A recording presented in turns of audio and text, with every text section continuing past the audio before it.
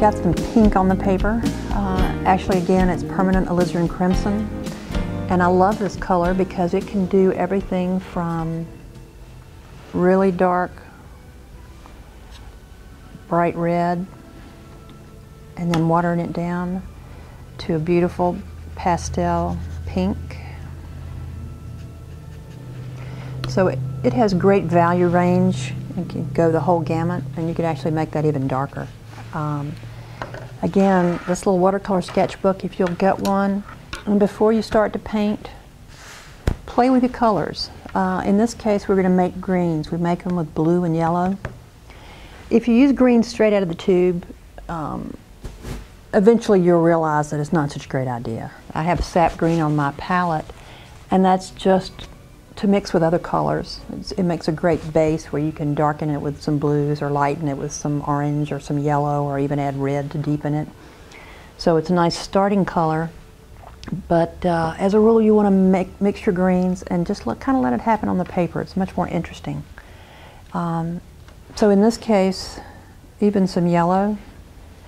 This is New Gamboge, and I'm going to pick up a little bit of Winsor Blue Red shade.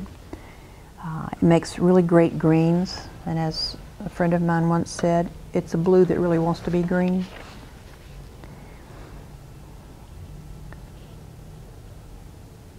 And this is a good example of you need to give it time to blend.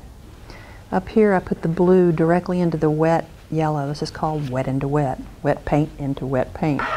Also wet into wet water is called wet into wet.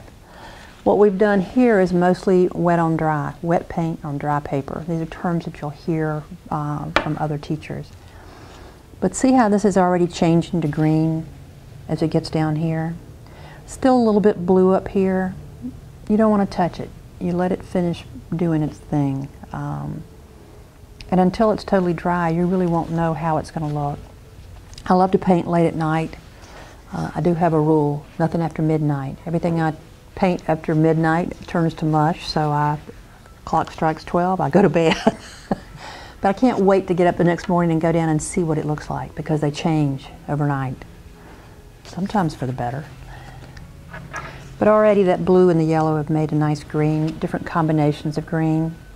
If this stays blue at the top, I don't worry about it. I let it dry, and I can come back after it does. This is not going to work quite as well because it's still wet, but a light layer of more yellow across gets it to where it needs to be.